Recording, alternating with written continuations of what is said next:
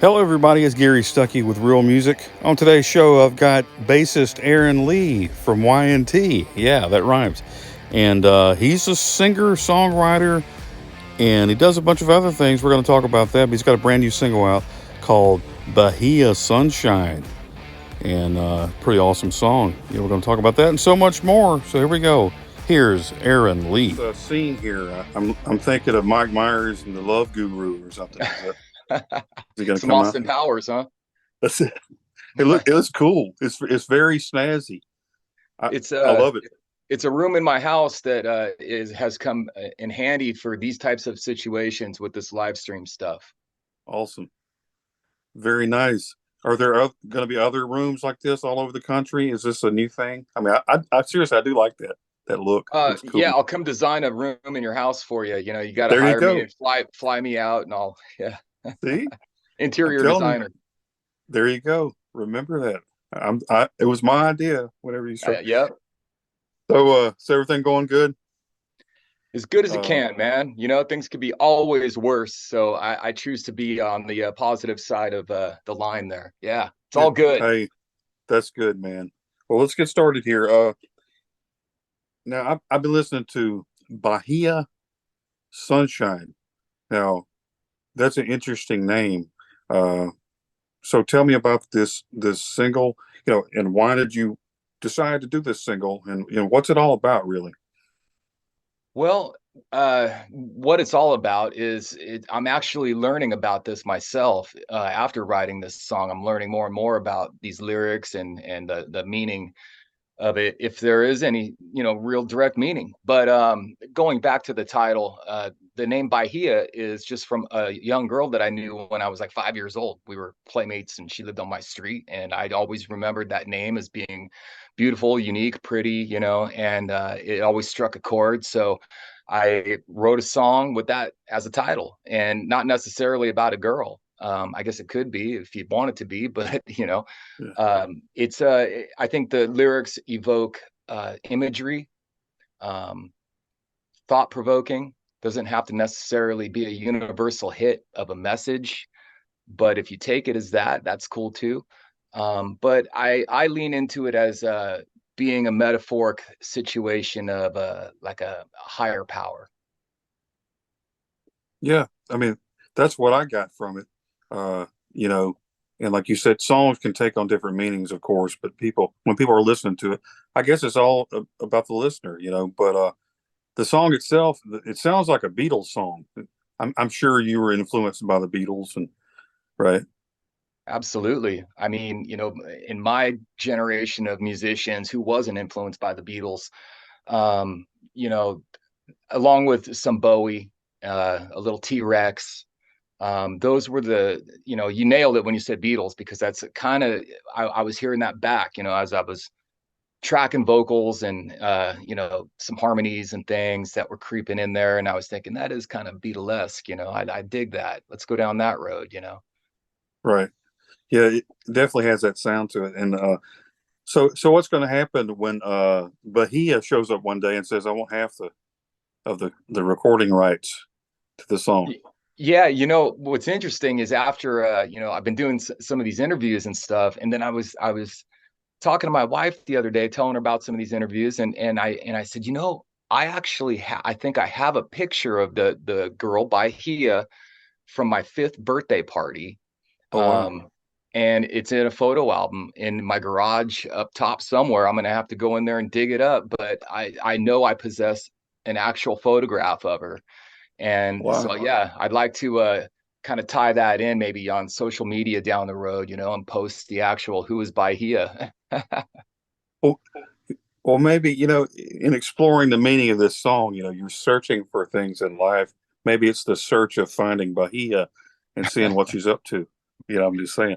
No, but hey, that would be interesting. I want to know more about this. So if you find her, maybe you can do some kind of, you know, episode about that or something. I don't know. That's interesting. She's out there Yeah, somewhere. Uh, yeah. that's awesome. Um, but the Beatles, though, of course, like you said, why did you decide? Now you're in Y&T, of course. So why did you go in this direction? in this Beatlesque kind of a form, kind of different than what you're normally doing, right? So why did you decide I'm going to go in this direction? Well, if you go back to my first single I put out in 2020 called Insanity, um, this song, I mean, could be a continuation in a sense of that song and most of my material. It's not really consider. I wouldn't consider it hard rock, and I Yeah, consider Y&T hard rock music.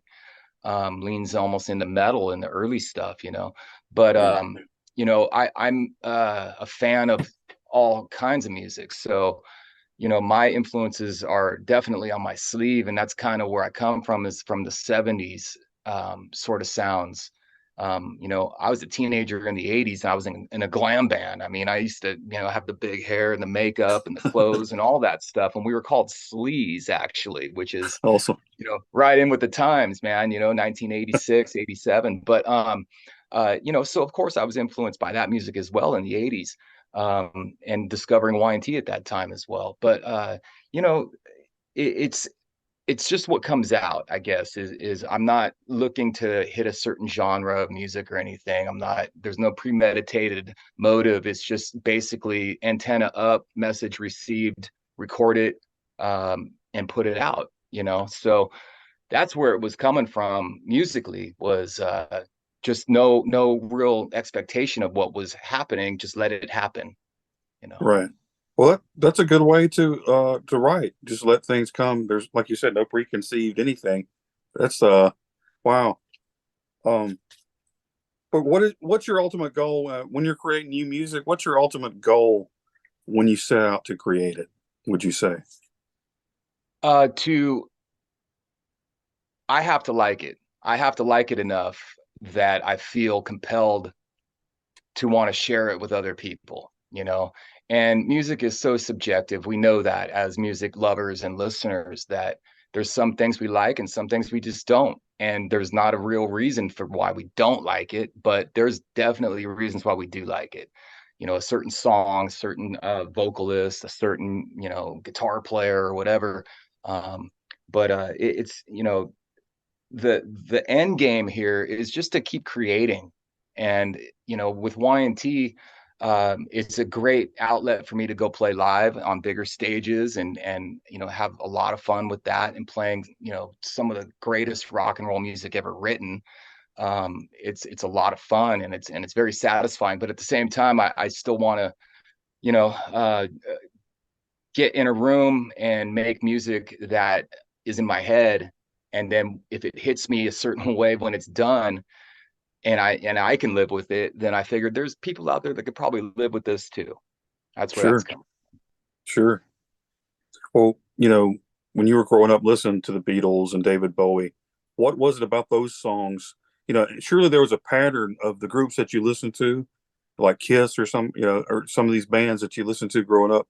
There had to be a pattern of or reasons why they struck you, and you went, I love these guys. What do you think it was about those guys during that time that really Well, struck you? the lineage, if you think about it, I'm not so sure about Bowie, but you mentioned Kiss. I mean, they were influenced by the Beatles, so I think it all goes back to the Beatles. You Yeah, can link a lot of things back to the Beatles, man. But when it comes to the 70s sounds, it's just basically, it's ingrained in me because that's what I grew up on as a kid. My sure, parents would play that stuff in the house constantly, so I was exposed to it from a very young age. And like most musicians that I know, it's the same story over and over. It's, we just hear this music and it starts to become ingrained, and it becomes a piece of you. I think that's where in my music it seeps out a bit. You can hear some influences in there. right, awesome. Um, and I know growing up, when you're learning to play different instruments, now you didn't only play the bass, you play different instruments, right? And here's something I find interesting because I play different instruments, and the bass player is a guy, they can't find a bass player, and usually it's a guy that is playing guitar or drums or something, and you want to play the bass? Okay, I'll do it because nobody else steps in. Was that the case for you? That's exactly what happened. Because Uh, you know, that happens all the time. one yeah, wanted to make a band when we were early teenagers, neighborhood kids that we had a drummer around the corner, had a couple guitar players down the road. I played drums, bass, guitar, but I just kind of just defaulted to bass so we could make a band. That's what it was. And then I started discovering more about the instrument and being influenced by some of the greatest bass players of all time at that time. And it just, I just dedicated my time to that. I found that I connected with it. That's but how you mentioned it is by default, really, just Yeah, so we can make a band. that's how it works, because you can never find a bass player. It's always everybody wants to play guitar, everybody wants to be a singer or be the drummer, but the bass player is kind of like the odd man out, and don't get a lot of respect. I mean, as he should. I'll say that because I know, because I've played it before. But I mean, because people always have their eyes glued, But I think once people learn the bass, like you said, you learned the bass and you really discovered it. It helps you discover bass players. I bet you your eyes were opened when you focused on the bass to all the great bass players, and you're like, it's probably changed your world, right? Absolutely. I mean, you can jump around and think of some of the best, to me, some of the greatest players of all time, the innovators, Geddy Lee, Steve Yeah, Harris of Iron Maiden, right, Billy Sheehan, Prince, an amazing bass player. right. I mean, there's Jack Bruce of Cream, Yeah, John Entwistle. I mean, you can just, there's so many, man. Chris Squire from Yes. I mean, oh there's so yeah, many great bass players, and every one of those that I mentioned are bass players that in the recordings you can hear the bass. It's not yeah, buried. It's not just something to fill the space. There's actual melodies and parts that are being played that are intricate to the song, and without it, you take it out, it ain't the song. So that's what I was noticing when I was first learning how to play bass, and picking out, because then it would be like, well, I want to learn that song because I can hear the bass line, So that's where Rush fell into it for me. sure. What an awesome band. Yeah. Um, and when you're hearing these songs, though, like back in the day, was there a certain song that you heard and it probably influenced you from there on out, and especially with writing songs? Do you think of a song in your head and goes, that's the perfect song? What would you think would be a perfect song that you just kind of listen to and go, everything is there, and I just love that song? Is there one like Well, that? there's thousands like that. I Sure. mean, there really is. I could never pin down one song, no way. Um, Right.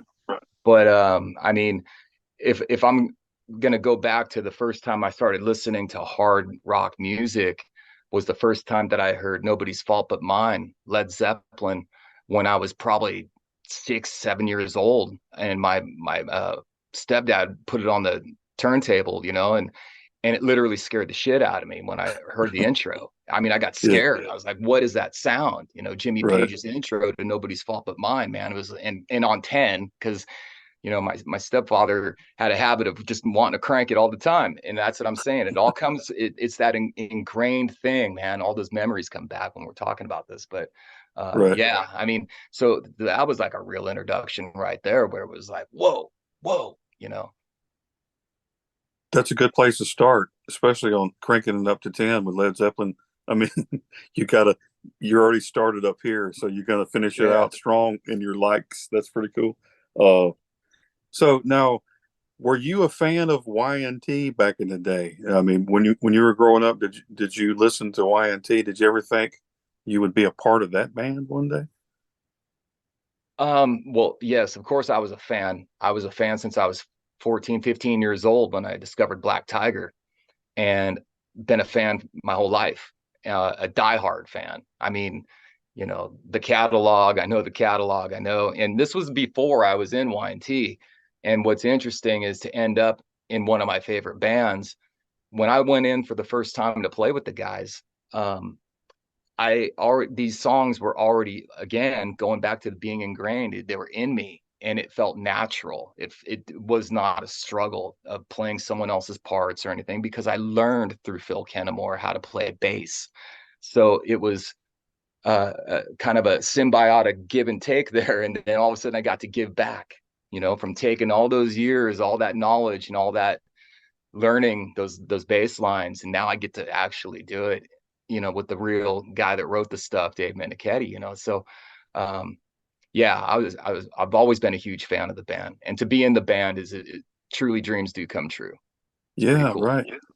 It's got to hit you though when you're out there playing with them and you're like, I have to pinch myself and because I'm actually playing with these guys. But yeah, what talk about dreams come true. I mean that probably makes everybody want it. That probably inspires a lot of people to think maybe one day they can play for you know although the odds are maybe against them. I don't know. Especially a lot of these bands are retiring or stopping. I mean I think my band to play with Kiss might be my dream to play with Kiss might be coming to an end.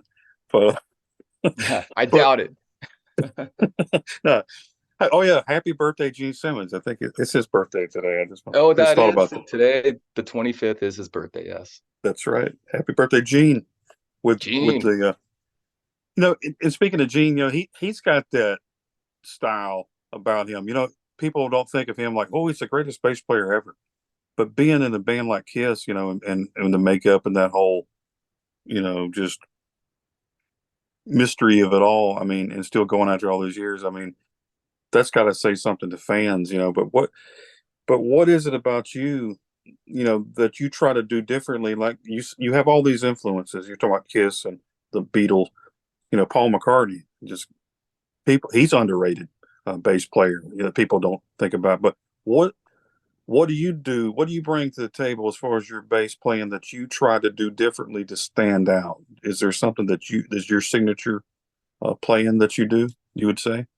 Um, you know, I don't do anything to try to stand out. I basically just just whatever's happening is in the moment, and it's authentic.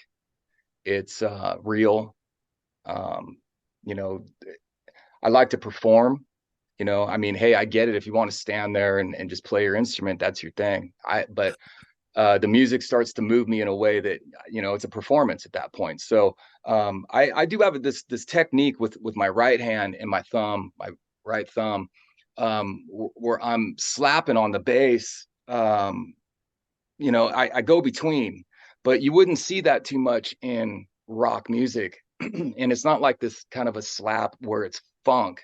It's more of an aggression, attack. It's more of an attack thing. I think that's a unique thing in my playing. I obviously don't do that in the studio or when I'm recording because it gets too noisy and clanky, to attack the instrument that hard. But in a live setting, I just you got your adrenaline's going. People are into it. They're happy to see you. You're playing awesome hard rock music. All that together combines, the performance to be what it is. So yeah. Well, you're talking about recording. What's the hardest part about recording? And also see that you're an engineer, is it, and a producer? I mean, you have your hands all over recording and things like that. So how hard is it to create this music and kind of go back and fix it and see how it comes together? It's not hard. It's just a learned skill like anything else, but it's time consuming. So for me, I have to know that I'm gonna see it through. I don't like starting something and walking away and it's just sitting there. I mean, it does happen because maybe the idea, um, didn't take me all the way to where I wanted to finish it. But if I believe in a piece of music that I want to take further, and that conviction is instilled, man, I'll have to see it all the way through, and it's time consuming because I have a thing where I like to walk away for a few days, come back and listen, get some perspective on after I've tracked some stuff, because to me it feels almost like I go into a trance where Right.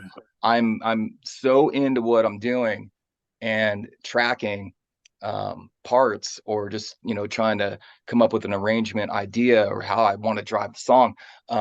You start to just lose yourself in it, and the next thing you know, 12 hours have passed and you don't really Right. remember what you were doing. So when you come back and listen, and if it hits you the right way, then you've done something to move it forward. So Yeah. Sure.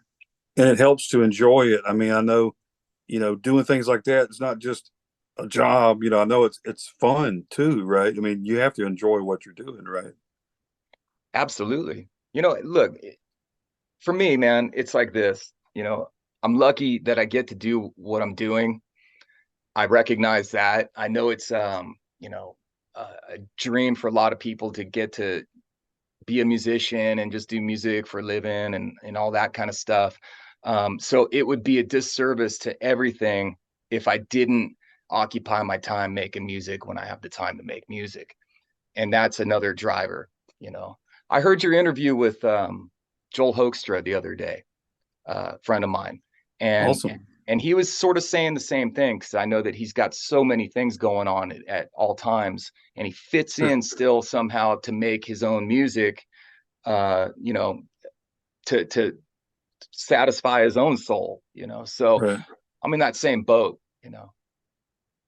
I mean, that's good that you have that opportunity, like you said, though. But I mean, I think as a uh, creator of music, it's probably within you. I know it for me. It's got to come out some form or other. You can't just sit still, like Joel said. He can't just sit still and not do anything. Feels like he's wasting his all this precious time. We're only given a certain amount of time. You might as well do some great music or something constructive, right? Or You know, do an I, interview or well, something I'm just like that. I believe in the creative process, Mm. and it doesn't even have to be about music. You could be a chef, you can Mm. be a painter, you could be a tile setter. I Sure. mean, to me, that's all artistic and it's creative and it's something that you can build and step back and look at and go, I made that, you know. That's right. And if that's all I get out of it, then that's fine. Right. Going back to the like songwritings and things like that. When you're writing a song like your new single, is there? I, I was thinking about this now. Is it a written reassurance of how you're feeling? Is that what when you're writing something on a piece of paper? Is it like you telling yourself, reassuring yourself at the moment, this is how I'm feeling. I'm going to write it on a piece of paper. Would you say that's the case? Sometimes, not every time, not every time when it comes to lyrics. For me, writing lyrics is very difficult. It's the hardest part of the process. Um, so sometimes it is how you feel. Some other times it's like some other line sparks something else in your mind that could not even really relate to the rest of the song, but it's something that's you know uh, worthy to keep around to remember, maybe a certain Yeah. word or a line. But like I said, lyrics are difficult. I'm sure most musicians or creators in music, being a vocalist or you or if you're the songwriter in your band and you write all the lyrics, like a Neil Peart or something, man. I mean, it's so difficult. It's so hard. That's an art in itself. It really is. Yeah. And to come up with different ideas and to translate your feelings into words to paint a picture, and you want to paint a picture of this, like your single there with of this scene.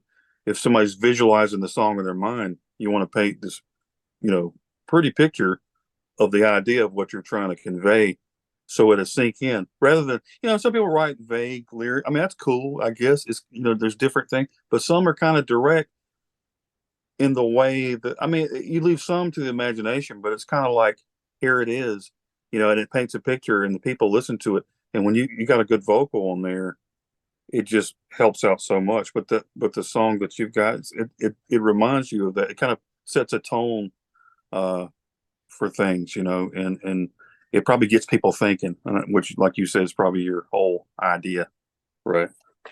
Yeah, yeah. Just, some thought-provoking whatever that pops out. I'm sure everyone will have a different idea what the song's about. But what I am running into though is after talking with some people, the running theme is that they do get the spirituality out of it. And if again, if that's the only message that comes out when someone hears it, man, again, I'm good with that. Awesome. That was sort of an intention. Yeah. Oh, I think it's cool though. You were you didn't really understand the whole meaning of the word, right, when you first wrote it, but it kind of came out right uh, through understanding. Like, so it's kind of like a journey. The song's about kind of like a journey of understanding, and then you kind of understood that this song means a lot more maybe than you even realized, right? Yeah, yeah, absolutely. I'm learning. Well, I mean, just some factual stuff, and I've said this in other interviews, is so Bahia means bay in Spanish. There's a thing called the Bahia faith of religion that was made in like the early 1800s or something. Um, and what was the other thing? Oh, there's the state of Bahia in Brazil. I didn't know there was an actual place. So yeah, it's interesting, when I just took the name, um, which another interesting thing, it just came to me. I was watching some TV show the other night, and they said the word Bahia, and I'd never heard that out of anyone's mouth my whole time since I was a kid.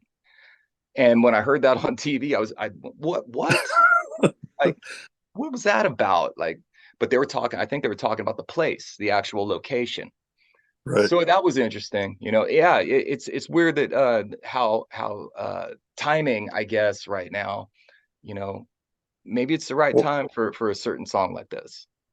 see that. I mean that's your sign. In the song you're talking about a sign. Here's your sign. It's like Bill Engvall. Here's your sign. If you're sitting there thinking, you know, you're writing a song about Bahia and it pops up. Maybe it was intended. Maybe it is, like you said, it is the right time. I was talking to a lady yesterday from South America, coincidentally or not, and talking about that kind of music, and the capital of Bahia. I did some research about is Salvador, right? Yes. Yeah. And that means savior. Those people in that area, they're very spiritual. You were born in San Jose, right? Which Yeah. means Saint Joseph. You know what I'm saying? I mean, so you're surrounded by spiritual things. People don't, and it's up to you to decide where you want to go on that trip. But there are, it kind of takes you to a place of you understand, you know, that it's right there in front of you. Sometimes a sign will bite you on the leg, and you're like, oh, okay. But understanding though, that, that I think the main thing is that people, if you're searching for truth or you're searching for something, everybody wants that. Everybody wants that answer. I think that's what the whole idea, especially the lady I was talking to yesterday, her new album is called Chasing the Sun. It's all about being under the sun, people coming together and understanding we're all in this together, and maybe rather than fighting with each other, maybe, music is like the thing that brings us together. When you say, I think that's a good point that you probably have talked about before, is this song here gets you thinking. And don't you think that music though is pretty good about bringing together people during these crazy times? And I know I've talked in my 5 minutes, but don't you think that music is really bringing people together during these times? Yeah, and it always has throughout history. It's been the one constant through history that people can express how they feel and convey their message. It's interesting when you see unknown artists that all of a sudden blow up literally overnight because you never heard of these people because of the lyrical content of a song that resonates with how people feel right now at the moment. It's pretty incredible that music has that kind of power. Um, in the 60s, of course, all the politically driven songs that were written back then, early 70s, things like that were going on those times. What's crazy is nothing's changed. It's all 50 years later, and we're still sitting in the same position over the same things. Makes you wonder, is it contrived? Um, and I think that being able to convey your message through music can open some eyes and enlighten some people to possibly look further. Sure, that's a good point. That Yeah, that is it. strange Yeah, times that's we're in. yeah. It's kind of like like when you're singing your song and you're playing it for people and they relate to it, they feel like they're not alone in that belief or that just desire to find out the truth or even just live a better life. I mean, people are looking for stuff. If they see a guy over here like you that's in a band and having the time of his life and he's singing this song that makes them think, it kind of says, hey, I can relate to that guy. Do people do that though? Do people come up to you and go, hey, man, that song, I relate to, or I felt that song that you wrote? Do they ever do that to you? Yeah, yeah. It's one of the most special things that can ever happen to somebody. If it happens one time in your life, it's all you know. But when you're a famous songwriter for years and years and years, not me, I'm not talking about me, but I'm sure those songwriters get that all the time, and it kind of maybe just starts to go over their head. I don't know, but for me, the few times that that has happened in my life, it definitely feels like a special moment that you connected with somebody. Right.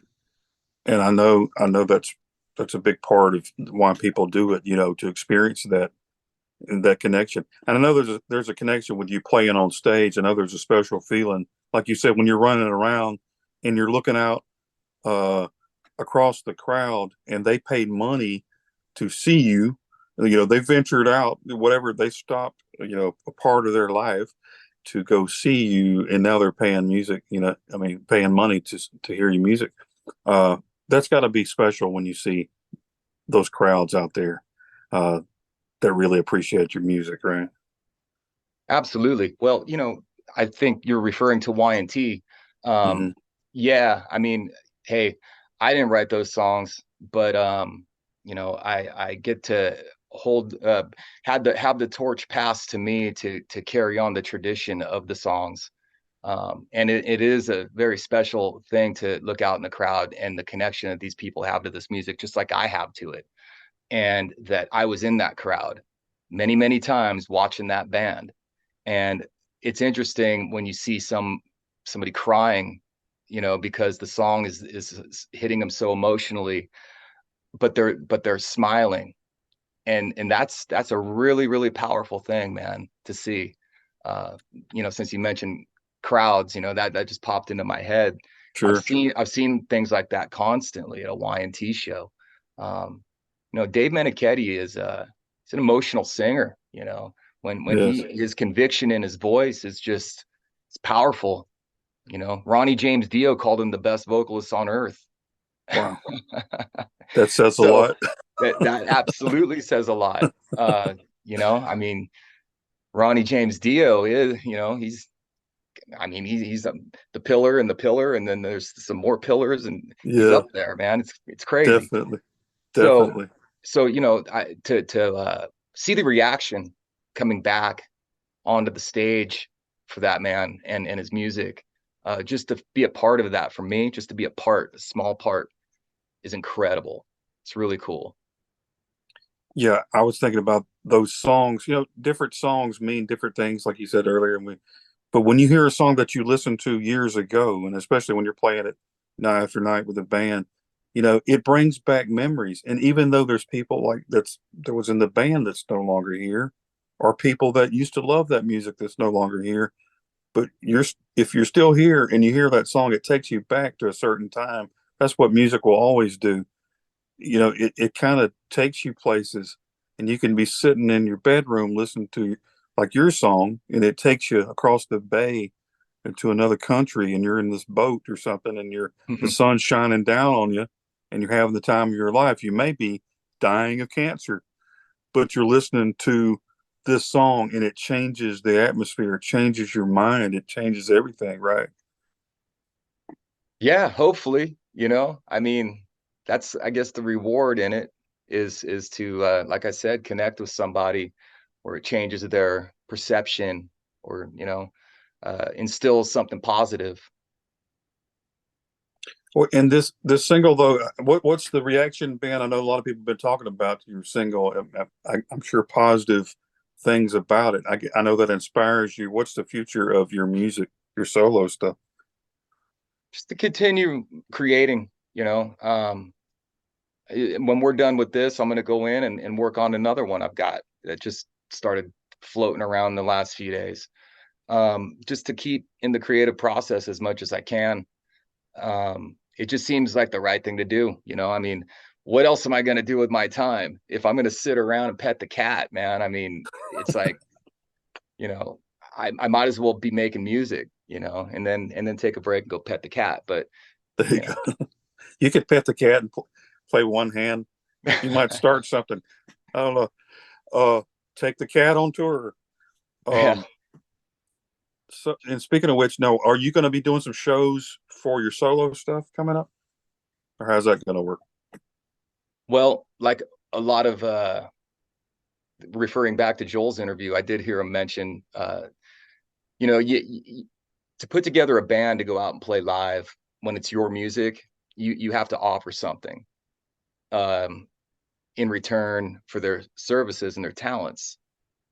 It's not, like we're 20 years old and, hey, let's just throw this together and go have a great time. It's people got a business to run, Sure. so, um, I've said this before. If there's some sort of interest in something like that from me, I mean, I would love to do it just so I can hear the music back played through other people, their interpretation of how they approach it, and then hear it all live. That would be awesome. But at this point, I don't have any plans to put together a live band to go out and do it.